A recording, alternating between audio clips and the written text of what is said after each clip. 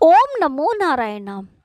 कहते हैं कि जिस घर भी भगवान विष्णु और माता लक्ष्मी की पूजा की जाती है वहाँ सुख शांति का वास होता है, दाम्पत्य जीवन भी सुख में होता है। लेकिन क्या आप जानते हैं कि एक बार ऐसा भी हुआ कि श्री हरि को भी माता लक्ष्मी की वजह से रोना पड़ा। आइए जानते हैं क्या है पूरी कहानी। जब श्री हरि के संग होने की बात होती है, देवी लक्ष्मी का पौराणिक कथाओं में जिक्र मिलता है कि एक बार श्री हरि धरती पर भ्रमण के लिए जा रहे थे। तभी देवी लक्ष्मी ने उनके साथ चलने की अनुमति मांगी। कई बार कहने पर भगवान विष्णु ने कहा कि वह साथ चल सकती हैं, लेकिन उन्हें एक शर्त माननी होगी। उन्होंने कहा कि धरती पर कैसी भी स्थिति आए, लेकिन उन्हें उत्तर दिशा की ओर नहीं देखना है। देवी लक्ष्मी भी भगवान की शर्त मान लेती हैं और साथ चल देती हैं।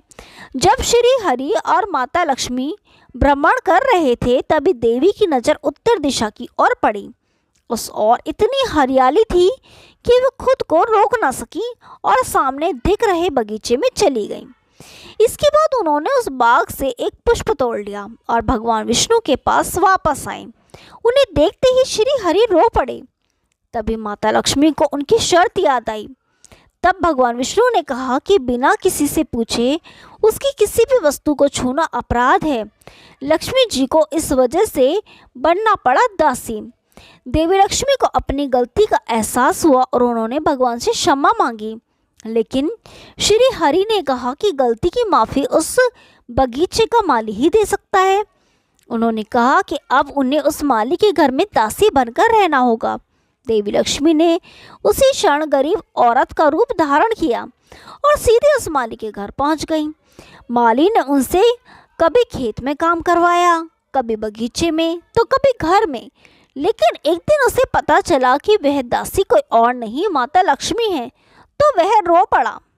दासी बनी माँ लक्ष्मी ने भर दी माली की झोली। कथा के अनुसार माली ने माँ लक्ष्मी से क्षमा याचना की और कहा कि जो कुछ उसने उनसे करवाया वैसा कि अज्ञानतावश था, उसके लिए वे उनसे माफ़ कर दें। माँ लक्ष्मी ने मुस्कुराते हुए कहा कि जो भी नियति थी उसमें उसका कोई दोष नहीं है, लेकिन जिस तरह उसने माँ को अपने परिवार का सदस्य समझा, उसके लिए वह उसे आजीवन सुख समृद्धि का वरदान देती हैं। देवी ने कहा कि माली और उसके परिवार के सदस्यों को जीवन में किसी भी तरह का कष्ट नहीं भोगना पड़ेगा। इतना कहकर देवी अंतर्धान होकर विष्णु लोक वापस चली गई। ओम नमो नारायण। यदि आपको ये कहानी पसंद आई तो वीडियो को लाइक कीजिए, शेयर कीजिए और चैनल को सब्सक्राइब कीजिए। हम आपके लिए ऐसी रोचक पुरानी कथाएं लाते रहेंगे। तब तक के लिए नमस्कार।